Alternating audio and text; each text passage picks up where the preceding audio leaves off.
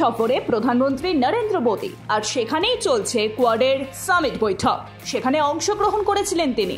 New ইয়র্কের প্রবাসী ভারতীয়দের জন্য ভাষণও দেন তিনি।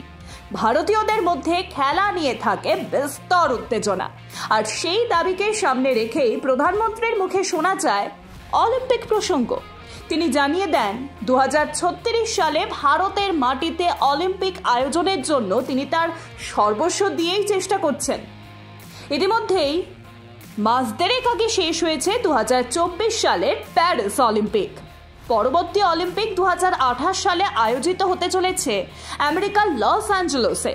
আর সেই দেশে দাঁড়িয়ে নরেন্দ্র মোদী বার্তা দিলেন ভারতের মাটিতে অলিম্পিক আয়োজন নিয়ে। বাংলাদেশের বিরুদ্ধে অপ্রতিরোধ্য জয় ভারতের, আর জয়ের পরই ভারতের মুকুটে আরো এক নতুন পালক। 280 রানে সাকিবদের উড়িয়ে দিল ব্লু ব্রিগেড। কিন্তু পাশাপাশি ভারত গড়ল আরো এক ইতিহাস। কি সেই ইতিহাস? ভারতীয় ক্রিকেট টিম বাংলাদেশের বিরুদ্ধে টেস্ট ক্রিকেট খেলে 580তম টেস্ট খেললেন তারা, যার মধ্যে 178টি টেস্ট ভারতীয় দল জিতেছিল, আর সমান সংখ্যক অর্থাৎ 178টি টেস্ট ভারতীয় দল হেরেছিল।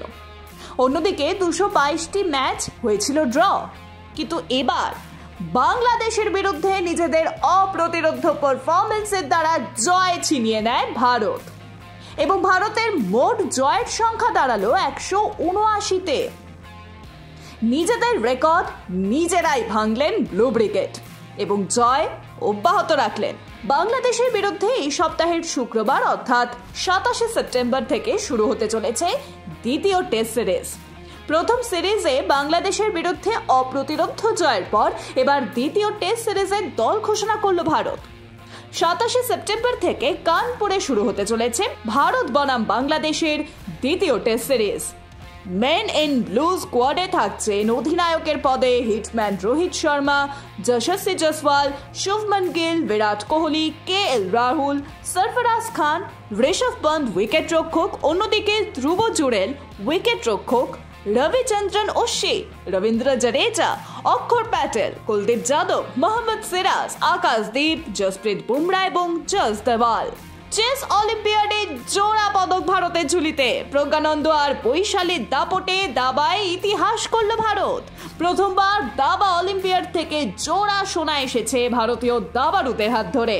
পুরুষ এবং মহিলা দল দুই বিভাগে সোনা জিতেছে ভারত।